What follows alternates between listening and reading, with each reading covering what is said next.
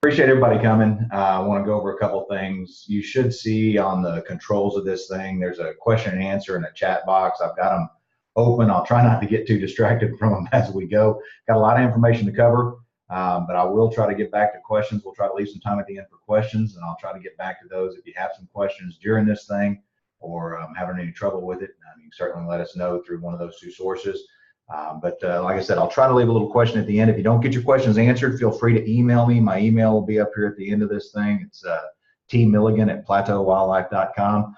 A little bit about me. I've been with the company for, I guess, going on 12 years now, and started as a technician, filling feeders, treating fire ants, doing all the fun stuff we get to do on folks' properties, and worked in the sales department, and now working in the sales and landowner services as a sales manager, and hopefully just getting good information out to people. I've got a bunch of biologists that work here with me that make me look like I know what I'm doing. That's kind of the way I look at it.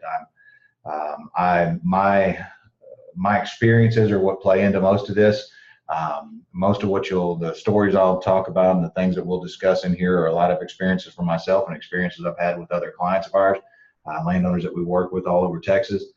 I've got a property just outside of Austin. My family does. We've had land in our family for many, many years. Small place outside of Austin. We are in wildlife management, so I'm dealing with a lot of the same stuff that everyone else is, and that's why this is kind of dear to my heart. I know when I first got into it, I had a lot of questions. Even working here for 5 years before I did, had a lot of questions, and I know everybody does. So we'll hopefully cover a lot of that in here with a lot of those questions. What we're going to go over is kind of a general overview of wildlife management. We'll talk about some do's and don'ts. Try not to spend too much time on any of that, and get into the activities and the things to consider, which is kind of more the importance of this thing. We'll talk about some resources, and we'll hopefully give time for some questions. But basically, this is a kind of a general overview of what to expect now that you're in wildlife management, and I hope dearly that we can help some of y'all. The way I look at it, and the way I looked at it when I got into wildlife management, this is what I'm doing now instead of keeping cows. For us, it was livestock. We had livestock. For some people, it's timber. For others, it's goats, horses, crops of some kind, hay and oats and things like that. We did all of that when I was growing up, and now wildlife management is what we're doing instead of that. The wildlife, the way I look at it, they're a crop, and crops take work, and so you'll hear me emphasize throughout this thing that there's some work involved. There's some expectations. You're expected to be active in your management. That's really the only thing that anyone asks, that you show that you're doing something towards the benefit of the wildlife and the habitat on your property. So the way I look at it now is that the wildlife are now my crop, and so I'm putting the work into maintaining and improving that crop, just like I was when I was in traditional ag. This is kind of a simple way of saying what I'm looking to do is to help people in getting started, getting comfortable, and staying that way. I want to hopefully what we'll share with you and the questions that we can answer going forward will help you get started comfortably. I talk a lot about our wildlife management plans and what we do here at Plateau. It's important to me that I'll back up a second. It's important to me that folks are not overwhelmed by this. A comment that I make sometimes is I tell folks that our biologists, the folks we have here, the plans that we write and the information that we provide is better than anything you can get anywhere else. It's so detailed and so well done. I know in my heart that a wildlife management plan you get from Plateau is better than anything you can get anywhere else. Their job, our biologist's job, is to make sure that you get the absolute best plan that you can possibly get, both for you and your property. Our job, the rest of the company, the landowner services side of it, and our kind of the sales end of it, and our region managers and our inside folks who help you with everything. Our job is to make sure you're not overwhelmed by it, and that's one of the reasons for doing this. So generally speaking, wildlife management is activity-based. It's not results-based. You just have to do it. You're expected to do it. Your plan goes into the things that you need to do, the things that you've agreed to do. It is activity-based. You're not expected to have a higher population of birds or better deer or better quail or turkey or anything else. You're just expected to be active in your management. A good plan can increase your success and your enjoyment. I do this because I enjoy it. And if you're not enjoying it, you're probably not doing it right, is the way I look at it. There's probably something going on where we could help out. Doing the activities is a fun part. Like I said, it's what you're doing instead of feeding cows, mending fences, those kind of things. It's what we did all my life. We enjoyed it then, but things have changed. It's supposed to be enjoyable. falling behind and bad timing can make wildlife less rewarding. So for me, this has got to be rewarding or I'm not going to want to do it. And if I'm falling behind or I'm not following my plan and the timing is wrong and things are not working, I'm not going to enjoy it as much. It's going to make it more difficult and expensive. And if it's not rewarding, to me, that's when you fall behind. That's when you start to struggle, when you start thinking, well, maybe I don't need to do this stuff. And when you don't do it, that's when you can get in trouble. And remember always, you're not in this alone. We're here. We're here to help you. You got a wildlife management plan from us, whether you did or didn't, we're here to help you. But if you did, we have a special interest in you and in your property. We know more about your property and we can help in more meaningful ways. No one's in this alone. That's a reason why our company's here. So now we're going to go through some do's and don'ts, and I'm going to run through these so we don't take up too much time, but they're just things that were on my mind and things that I think everybody needs to know about, when you're thinking about kind of the ins and outs and the do's and don'ts of wildlife management. We'll start with the don'ts because they're the painful ones. Don't wait until you're approved to get started. This is one of the first things that we're dealing with right now this time of year. A lot of folks don't want to work on this, don't want to put any effort or time or energy or even money into it once they do their wildlife management plan until they know they've been approved. You may never get a notice from the county. Don't wait until you get approved. Assume that you're going to be approved and do the activities. It'd be just like me putting cows on my property or saying that my ag uses traditional ag and I'm running cows, but until the county says that I'm approved, I'm not going to put any cows out here. The worst thing that can happen is you get approved and they want to come out to the property and see what you're doing and you haven't done any of it. So don't wait until you get approved. Get started. Don't expect to hear from the appraisal district about the approval. Technically, you are going from one form of ag to another. You're moving from cows to wildlife, not from ag to wildlife, or timber to wildlife, or baling hay to wildlife, or goats to wildlife. It's no different than telling the county I'm going from cows to goats. So in their opinion, you're still an ag. It's a 1D1 open space valuation, same ag exemption, same ag valuation, whatever you want to call it. So nothing's really changed from the county standpoint, except now they have to monitor a few different things. They have to know what you're doing on your property as far as wildlife goes, instead of how many cows you have. It's not an approval necessarily as much as them just knowing what you're doing. So don't expect to hear from them. They don't have to send you anything that's saying you've been approved. Our company, we follow up with everyone who's done a wildlife management plan with us. We follow up with the county until we do finally get an approval. That can be months down the road. They're not required to send you anything. They are required to send you something if they turn you down. So that's something to keep in mind. The way I look at it is if I don't hear anything, that's good news. We'll tell you once you finally do get approved, but as long as you're not getting a letter that says you haven't been approved, you need to assume you've been approved and you do the activities. Don't do the minimum. We'll talk about the activities later. Don't just do the minimum. There are tons of examples of that where you could get away with doing just the minimum. Don't do the minimum, mainly because it puts you in a position where if you miss one thing, you could have a problem. We'll talk more about that later, but also because doing the minimum shortcuts you. There's not a whole lot that you have to do to qualify. The guidelines, the rules are not terribly strict. They don't make you do a whole lot. The issue is that you could do a whole lot more and get a whole lot more out of this, especially with the kind of plan that we provide, and get a lot more enjoyment, a lot more reward out of it. Don't fail compliance by doing fewer than 3 activities in a year. That's the minimum. They're not asking you to do much. It's 3 activities. Let's say it's food, shelter, and water.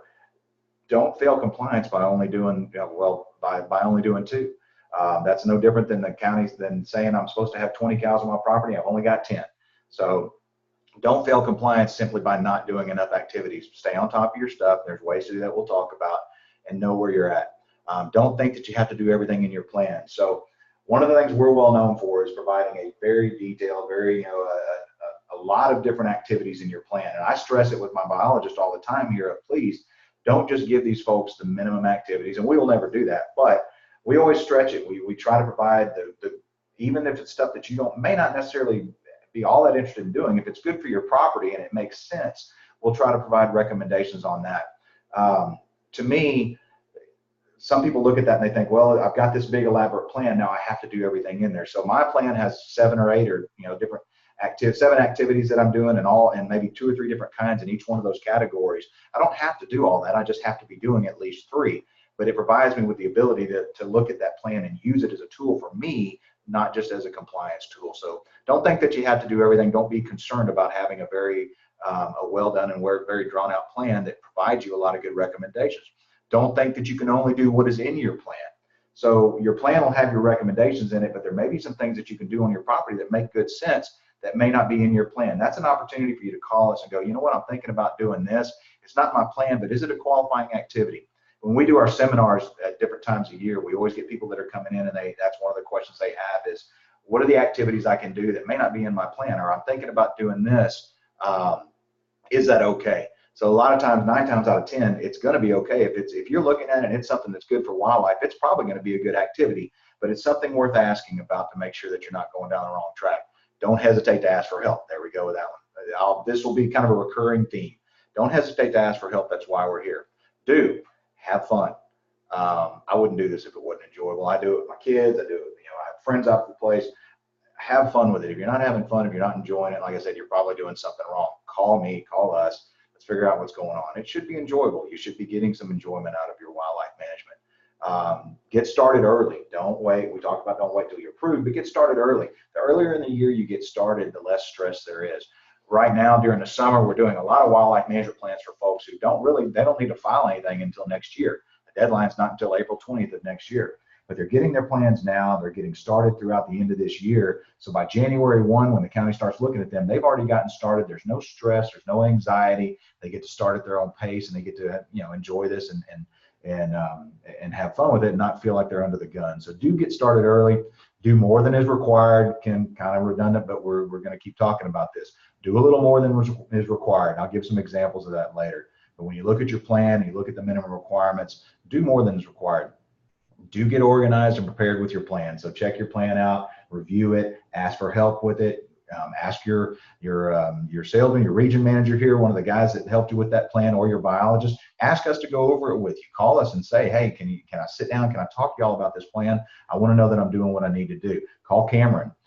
Cameron Bain here at our office. Call her and ask her for help with products and services and service agreements, and for questions that you have about getting started with those activities on your plan. Do keep good records. We'll talk about that in a minute. Wildlife management is not activity-based. Is not results-based. It's activity-based. You need to be able to prove the activity. So keep good records. Take a lot of pictures. Heard something the other day that said something. Life's like a camera. Life's like a camera. Capture all the important stuff. Take a lot of photos. Capture all the important stuff. And if you don't like what you took, take another shot. Take a lot of photos. Photos are great documentation. They can help you back up and be able to prove anything that you've done. Anything we do on our property now, we were already doing a lot of this stuff, but we go out there and as we're doing it, we're taking photos. My son was out the other day doing some of our wildlife management activities, and he was able to just send me some pictures to show me what he had done. So it's a great way to document without thinking about it. Think about your annual report. So think about the fact that the county's probably going to ask you for a report at the end of the year, and we'll talk a little about that. But they will, since the county doesn't know really what you're doing. They know you're in wildlife management, but they can't go out there and count cows like they could before. They can't see them as they're driving down the road. Now they need to know what you're doing. So think about being able to report those activities every year to the county. So always kind of keep that on your mind, that I'm doing this, but I need to be able to show it to somebody. Expect your property to be inspected. So most counties, a lot of them don't do this. You probably may never get inspected. Some counties do, some don't. But if I expect it to happen, if Travis County called me right now and said, hey, we want to come out and look at your property and see your wildlife management activities, I'm expecting it. They've never been out there, as far as I know. They may have been out when I wasn't there, but I'm expecting it. I'm expecting somebody to come. I look at it like the appraisal district is my friend. Let's say my friend Eric calls me and says, hey, I want to go out to your property. And I've been telling him about all the wonderful things I've been doing out there. Oh, I've got these feeders, and I've got a blind, I got all this other kind of stuff. And we go out there, and the feeder's knocked over. It's got no feed in it. The birdhouses I was telling him about had fallen off the trees, and there's no evidence. And I'm going to be kind of embarrassed. So I look at it like show it to them like they're one of your friends. Like the stuff you'd want them to see. Travis County called right now and wanted to come out. I'm all for it. Let's go take a look around. Do expect your property to change. So expect there to be some changes to your property. Expect grasses to come back. Expect the natural forage and natural habitat to recover. Expect to see, and some of that can become an issue sometimes. Sometimes things can get overgrown. Everything in moderation. So expect some change and expect to, need to ask questions years later about, okay, now what do I do about this? Is grazing a good opportunity? Is something I should be thinking about now? That's where we can come in because of our familiarity with the property. We can help you monitor and manage that change. But do expect your property to change. It's a good thing. Do get some reward out of your wildlife management. So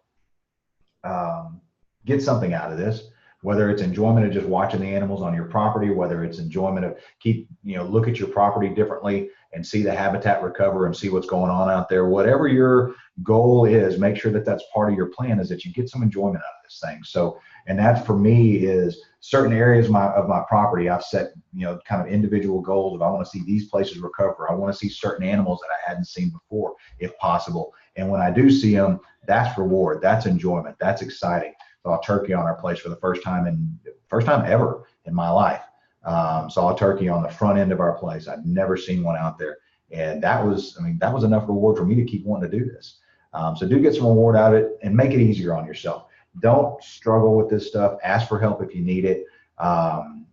Don't think that you have to overdo it. Again, that's where we can come in handy. We can help you with ideas and ways to be better at this and be more effective at it, or we can help you with the things that you need. So it's okay if you're not the one doing all this. So take my property, for instance. I'm not the one doing it. My son is, and my daughter's son. It's not me, not the actual landowner. You look at us just like a relative maybe that's working on your property. So hiring Plateau to do this stuff is not a bad thing. The county knows that it's being done right. It's being documented well, and you're getting the most out of your wildlife management plan. Man, that's a pretty feeder right there. The products and services that we offer are designed to help you maintain and help make it easier for you to maintain wildlife management, to get more out of it. We've got links on here for the products and services. You can go to our website and take a look at them. That's the kind of stuff that can help you be more productive in your wildlife management. Service agreements that we offer. Cameron Bain here at the office. You can talk to your region manager and they'll get together with Cameron Bain to work out a service agreement that fits your needs. It doesn't have to be an all or nothing thing. We do some activities for some folks. We have some people where we do all their activities. We have other where we do just a few. We may just help them with a couple of things. We have some folks we just do annual reports for. There are a lot just to make sure the reporting's done correctly. But we have a lot of different ways that we can help you, and it's okay to ask for help. It's okay to get help. Sometimes it's the smartest thing you can do. My time is sometimes better spent doing other things than managing this, depending on how close I am to the property and what my other priorities are. So that's where we're here to help. And just some examples of our products. We've got products to fill just about every need out there when it comes to wildlife management. All the activities we'll talk about in a second, we've got something to handle those or to help with them. And our services, whether it's things like fire ant control or brush management, prickly pear control, surveys of all kinds. Our services are designed to help you maintain your wildlife management, to help you meet those requirements of the county and get the most out of your wildlife management plan. So now that's kind of the, just the overview of it and what we do. I'm going to get into the activity categories. We're going to talk about each of them real quickly and kind of give you some examples. And in that, you might have some questions that pop up. But so remember, as we're doing this, this is about the action. What's important in your plan or when you're in wildlife management is action, being active in your management. The first one being habitat control. Could be game population management, whether it's trapping, hunting, removing animals of some kind, just managing that population, surveys, any kind of management is a habitat control form. Removing some animals from the property is going to improve the habitat. You're going to improve, decrease the pressure on the habitat. So removing some of that game population and controlling that game population will help with your habitat. Brush management. It could be, there's all kinds of brush management. Usually when people hear brush management, they think about a guy with a bulldozer or a guy with a skid steer coming out and clearing all my cedar. That's usually the most common thing we have. Or like in my place, coming out and clearing all our mesquite. It doesn't have to be a huge project. There are certain amounts of all this stuff that you need to do, and we go into detail on that in your plans. Your biologist can give you a lot of information about those. Brush management is done in a strategic manner. It doesn't have to be wholesale clearing of everything. It could be more of a mosaic. It could be it's providing good habitat, not just getting rid of brush, depending on the need. Some areas you just need to get rid of it. But there's a lot of different kinds of habitat control, planting native grasses, reseeding, burning, a lot of different things you can do for habitat control. So that's a good wildlife management activity. You're required to do a certain amount every year. Erosion control. Erosion control is one of those activities. Anything water related is considered a 10-year activity. I got a question that's popped up here that I'm looking at. It says that in our first year, we included rebuilding of a dam as an activity. It was a 10-year activity. So that a dam construction is a 10-year activity. This is a very timely question. Can you speak of how it qualifies as an annual update? So to get credit every year for the 10-year period. So absolutely. What I do on mine, we've got an erosion control area where we've refilled a culvert and redone it. And every year I go down there and take another picture of that a couple times a year to show that it's still there. So that dam that you built, what you're going to do is you're going to show in your annual report that I built a dam in such and such a year and it qualifies for the next 10 years. Every year you're going to say, I built this dam, reconstructed this dam, or improved this dam, whatever I did. And you're going to have new pictures and new photographs to show that it's still there and it's still doing what it's supposed to do. That in itself provides evidence that you're being active in your management. The reason you get 10-year activity credit for things like erosion control is that they understand, one, they're a little more elaborate, they take a little more time and sometimes a little more money, and two, they take some upkeep. So if you just leave that dam alone and a big gully washer comes and it blows it out, you're going to have to repair it in order for it to qualify again. You can't just, like my spillway or my gully there at the farm, we've got it stacked with brush and boulders and things like that. If it got blown out, I'd need to do it again, and my activity would be showing that I'm doing it. The activity I do every year now is just taking new photographs to show that I'm still monitoring it, it's still doing what it's supposed to do. So hopefully that answers your question. I think that's a great activity. Again, it's just a matter of updating each year with new photographs and showing that you're out there, you're monitoring it, you're checking it to make sure it's doing the right thing, make sure it's still working and still functioning. So hopefully that's answered your question there. Predator control. Let's back up just a second. Different types of erosion control. Sorry. So got off on the dam construction. Of course, that's a good one. It doesn't have to be creating a new dam, creating a new pond. We've got an area of our farm where we've built slash dams and stacked rocks in areas that water just sheets through the field. And by slowing that water, you're slowing erosion. Lots of different examples of erosion, and we can go into detail on those at any time. But erosion control activities are 10-year activities. They qualify for the next 10 years. I'll give you an example of a place in Wimberley where a gentleman cut down some cedar trees and left them laying, I guess you'd call it perpendicular to the slope. Left them laying along the slope to where when the rain comes down the hill and tries to wash the soil off, that brush slows it and stops it. We've done that at our property as well here in Dripping Springs, where stacking a bunch of old brush that we had in an area that was, had a lot of erosion to it, and that soil has backed up in there to where grass has started to grow over time. So lots of different ways to do erosion control, and they don't have to be terribly elaborate. Predator control, good opportunity to talk about documentation. Predator control of all kinds. Anything you do when you're in wildlife management, the key is that you want to be able to document and show proof of it, show that you've done it. We trap hogs on our place, we treat fire ants, we do all kinds of predator control. There are several different ways and a lot of different ways to do it.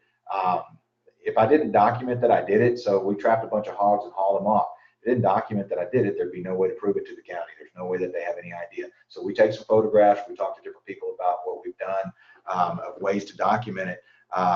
We make sure that we can show that we've done it. So if I have a trapper come out, I get receipts. I get him to document it. I get my deer hunters to document the things that they've taken off the property. The fire ant control, when the kids go out and do fire ant control, they take a few photographs of the mounds, those kind of things. So photographs and documentation, especially when it comes to predator control. Lots of different forms of predator control. Hopefully you're practicing some of them. But it's one of those activities that fit for most properties. Supplemental food. Supplemental food's a great one. This is where you get into, to me, it's some of the enjoyment and the reward of this thing. Like I said, it's activity based. It's not rewards based or not results based. But a feeder can help you. If you put a feeder out there, you kind of get an idea for whether it's being used. It's a great place to put a camera.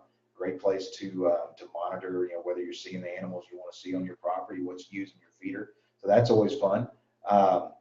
So feeder, and feeders are easy to show to the county. So if the appraisal district does ever want to see what you're doing, it's real easy to show them that I've got this feeder out there. Now, you need to be able to document that you're maintaining it. So just having a feeder out there is not what qualifies you. What qualifies you is maintaining that, filling it a few times a year, whatever you feel is necessary or whatever is necessary to keep it supplying a supplemental food to the animals. Food plots in some areas, East 35 food plots are great if you got a tractor and a plow. Just disking the land is a great form of supplemental food. Grazing management. So right now, I think the neighbors' cows are probably on my place grazing. Grazing management is a great form of wildlife management. bringing cows on and off for a short period of time, the way they used to when the buffalo roamed. They'd come and they'd eat while they were moving along. They didn't have to stay in one place, so it was good and healthy for the property. But removing animals, whether grazing management is removing them or just using them strategically, that's a good form of wildlife management. It's a good time to mention that wildlife management is not, of course, we're not anti-traditional ag. We're not anti-cows or goats or anything like that. I mean, that's not what this is all about. To me, it's about having your cake and eating it too. It's about, I can have some cows on my property, but that's not my primary ag use. I don't have to have as many as someone might have said I had as a requirement say I have to have, which means my property is going to be more healthy. I'm not going to have to feed these animals like pets. And when I want to, I can get rid of them if I want to. But if I do like them and if I do want them, there's nothing saying that you can't have some as long as it's appropriate with the property and it's not becoming a detriment to the wildlife management, as long as it doesn't become your primary use. Your biologists, your region managers, all of us can help explain that to you if you have questions about it. But it's a good time to think about it. I mean, it's a grazing management for us is moving those cows around. Supplemental shelters, another form of another one of the activity categories. So as we're looking at this, so what we're talking about right now, if people are just coming in, are your wildlife management activities, your wildlife management plan, and we're going through the different activity categories. So what we're talking about are just some examples of those and what it might look like now that I'm in wildlife, what I might be doing. So birdhouses, your property is going to need a certain number of birdhouses, and your plan will have spelled that out. How many birdhouses you need, and we can help you get those. They basically need to be hung. They need to be monitored. It's just like anything else. Having a birdhouse on a tree that's not the activity. The activity is monitoring that and documenting that you're cleaning it out, documenting that you're keeping it available for the birds. Brush piles and slash retention. Brush piles is a great winter activity. If you're clearing brush somewhere and you've got open areas, stack some of that brush in it. Build some big brush piles that the wildlife can use. Strip mowing is one of my favorites. Just taking a pasture, our coastal pasture up in the front of our area that's no longer being baled, mowing strips in that and seeing what grows. You're going to get some weeds, you're going to get some forbs, you're going to get some new stuff to grow, some low green growth, which is great for the animals, but then it also provides a second layer of grass. You provide an edge there. All animals like edge. If you look at this picture to the right, you can see you've got an edge, which are the taller trees back in the background along the sides. You've got an edge, which is your fence line. Then you've got a mowed area between there, and you've got an edge, which is the taller grass.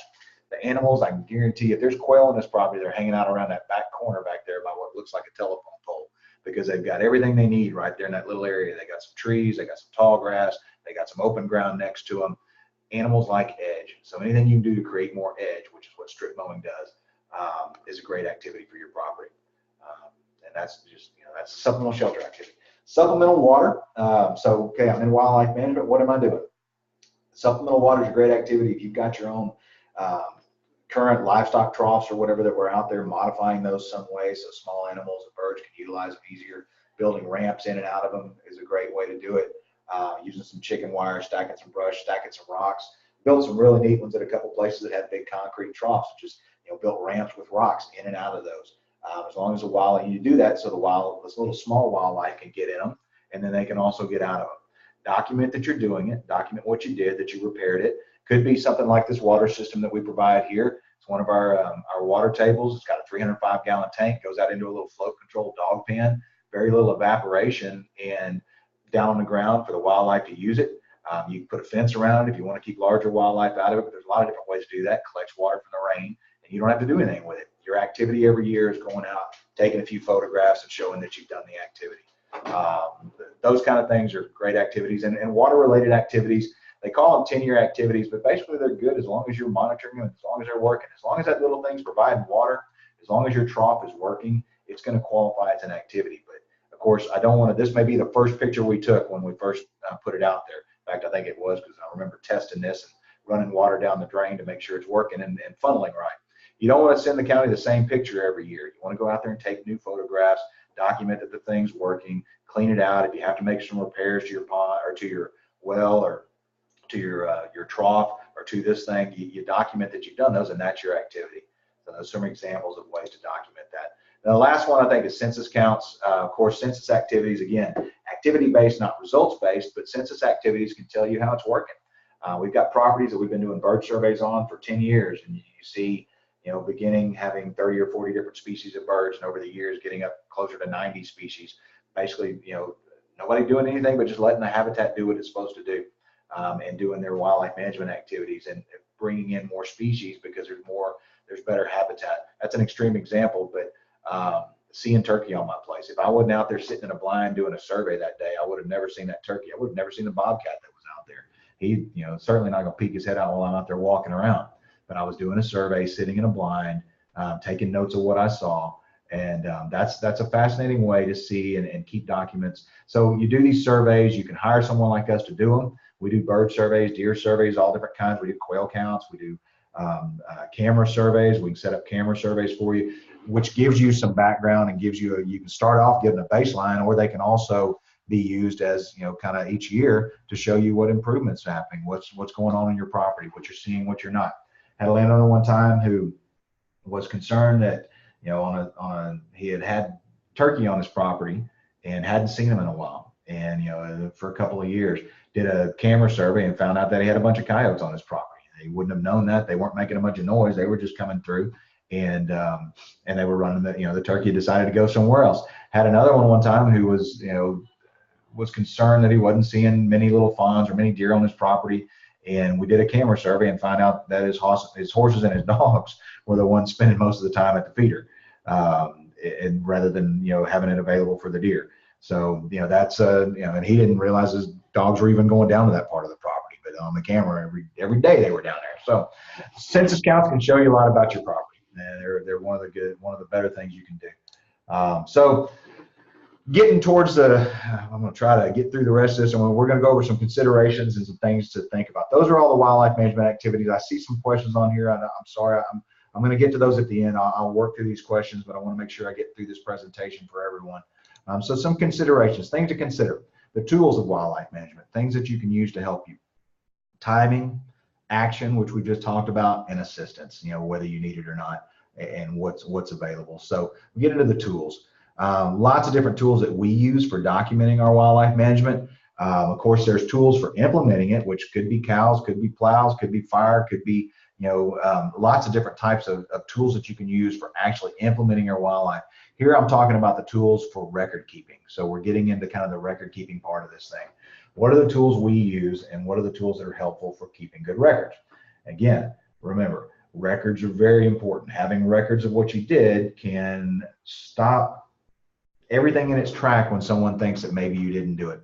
Had a property one time that we worked on in San Antonio, a big 1,000-acre property that got a denial letter from the county saying that they've been denied because they weren't maintaining their wildlife management activities. The county had been out to it a couple of times and had looked at it, and the feeders and the water systems they had were empty. Well, it was during a drought, and the feeders were just being hit hard by white-winged doves and whatever else was out there. But the 2 or 3 times the county went out, everything was empty. We were doing the activities for them. This is back when I was a technician. There were pictures of me 6 times that year up on top of those feeders, filling them with scratch, filling them with seed, and with a water truck out there putting water in those water systems. We had all that documentation, put it in a package, gave it to the county, and they checked it off and said, okay, everything's fine. Sent them another letter, said, you're fine. We just, that was just part of the deal. They had no way of knowing. They don't know what you're doing, so they have to be able to check. So keeping good records is important. Use log sheets, use an activity calendar. If you use any kind of activity calendar. That dawned on me one time when I was on another person's property and he had a ranch manager out there, and I thought about it, if everybody did this like they were being paid to do it, documentation wouldn't be a problem. When I worked for other landowners on their property, or when we work, especially when we work for other landowners, we document this stuff because you're paying us to do it. I remember the first time I went and treated fire ants with Steve Parker, the head of our products and services department. First time I went out and treated fire ants with him, he told me, he said, Tim, if you don't take pictures of this and you don't document pretty carefully what you've done with the time you got here and when you got here and how many, what you did today, it's like you weren't even here. If there's no documentation of it, there's no way you can ever prove you did it. That's how important it is. So I learned that from day one, and I'll never forget that, and I use it when I'm doing my own. So I keep a camera with me on my phone usually, take photographs, use a GPS. It's good, but it's not a must. It helps you get to things like birdhouses and troughs if they're back in the, or feeders or things. Helps other people find them, helps you put them on a map. Maps are always helpful. We can help with those. log books and calendars and folders, all those kind of things. Keep your receipts, and then like I said, think about your annual report. So we'll go through some of this stuff. In your plan, you got a wildlife management plan from Plateau. You've got some of these activity sheets, which basically we help you recognize real quickly, am I keeping some documents? Am I keeping some records of what I'm doing? So each category in your wildlife management plan, in that resource notebook that you got, it'll have that. It'll have those record keeping sheets. We've got them on our website too. You can find them on our website. I think it's under the tools category of our websites, either tools or resources. Sorry, I don't have the website up right now, but I think it's tools. But you can go in there and we'll have these log sheets. So if you need extras or you want to print them out and use them, just a great way to keep records, keep notes, and know where you are all the time. Log sheets are great. Timing. So in your plan, there's a timing. There is a timing calendar that shows you the best time to do certain activities. We know this stuff. That's when we promote different things. When we're doing certain activities, we know what the best time of year to do them is. Your plan tries to explain that to you. This is available on our website also. And I'll go ahead and say this PowerPoint or this presentation, the slides, they'll be on our website later. You can find all these documents and things we're going through on our website as well. But this is a great document to tell you, okay, well, I want to, June's coming up. It's a good time for chemical brush management. Any time of year is good for supplemental water. Any time of year is good for doing census counts. This is not really, it's not a time to think about supplemental food as much because the animals don't need it as much. There's plenty. Y'all know right now it's pretty green. Later on in the year, supplemental food and stuff starts to become more important. Early in the year, it's more important.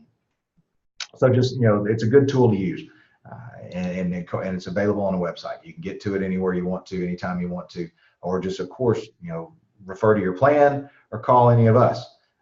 Let's see. Let's move down through here. So now that's kind of the action part of it. Action, again, being those 7 activity categories. Make sure you choose your activity categories. Look at your plan, see what's chosen. What a cool picture right now.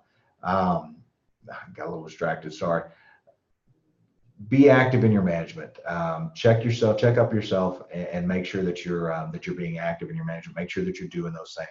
Using that tool, that guideline of the time of year to do it can help you get the most reward out of it. Also, calling us and asking for help. Assistance. That's where we come in. Refer to your wildlife management plan, to your website for our contact information. Call your guys. Call Cameron. Call me. Call Plateau. We'll help you find who you need to talk to. If you call here and ask a question, doesn't matter what it is. And if you've got friends, neighbors, anyone else that has a question about any of this stuff, we've got contacts. We've got the folks that can help with any kind of assistance. That nice lady called me yesterday looking for, needed a cattle guard. Wanted to know if we knew anybody that put in cattle guards. We do. We've got contacts all throughout the industry. That turned into a completely different discussion about Ecolab and her property and getting it into wildlife management. Her final question to me was, do I actually need cows? I thought that was kind of interesting. That wasn't where I was going with it, but she was wondering if she did. So we had a great conversation about wildlife. So refer to our website, refer to the contact information in your plan, use your plan, and use us. Sign up for our post and our newsletters. Molly Cleveland here does a great job putting together our newsletter every quarter, and the Plateau Post, which is a kind of I think it's bi-weekly or monthly newsletter that goes out, which is basically, the post is information from other resources, other interesting articles and interesting things that we think are relevant to our landowners. And it's just a good way for us to help you stay in touch, stay abreast of some of the information that's out there. We usually know what's going on a little bit in advance of most people as far as changes to laws and things like that. We've got the benefit of having a law firm above us, who I'll talk about in a minute, sister company of ours, and a real estate company, another sister company of ours, who kind of keep us abreast of all these interesting things that are happening in our industry. And we use the post and our newsletter to make sure that we get those out. And be sure and go to the website. Of course, our phone number's on there. So to summarize, getting towards the end of this thing, and I'm getting to some of these questions, which is a cool part of this. I want to be able to answer your questions. A good plan makes wildlife more fun and rewarding. Proper timing improves results. Inspect what you expect. That's something I've always kind of lived by. Is it working? Am I doing it? Do I have the records I need to have? We talked about the dues earlier. Do expect somebody to ask you at some point in time, because they will. Not all counties ask for annual reports. Not all counties come and inspect properties. But the worst thing you can do is get lazy and think that it doesn't need to be done, and nobody's going to ask about it. I know some folks, when you're in traditional ag, county didn't ask me anything. We own that property. I don't know for how many years it's in my family. I'm not sure they ever asked us anything. Once we went into wildlife management, they needed to be able to see what we were doing, so we need to provide an annual report. Use the tools like calendars and cameras and checklists. Use those kind of tools in our log sheets and your plan. Use those tools to help you stay up to date, to help you stay current, and to help you know when to ask for help when you need to. Use what you know to make better decisions, obviously. Look for the little rewards and go forward with confidence. Use that plan. Know that whatever you're doing for your property is worth doing. What you're doing is most likely working, and it's worth it. If you don't feel like it's working, call us and let us know. But look for the little rewards. Look for the little things. Look for little things that you weren't expecting to see, like a bobcat, or for me, or a turkey that I hadn't seen in years, or new plants growing out there that I wasn't expecting. Get some enjoyment out of this. So that's kind of the summary. I want to briefly just touch, since I've got y'all here, I want to touch on who we are. Of course, Plateau Land and Wildlife to me, we've been around 20 years. If you're doing business with us, you have a plan with us, you obviously know that. Hopefully we're doing all we can to make your life easier in wildlife management. We have a law firm above us, Braun and Gresham. David Braun's one of the founders of the company, Cassie Gresham, the other partner in the law firm. They handle nothing but rural landowners issues. So if you do run into issues, we've got a special niche here where we can help landowners with things that others can't, from estate planning to power line routing, things like that. I know there's a lot of stuff going on with these pipelines now. That's what we're involved in. That's who we are.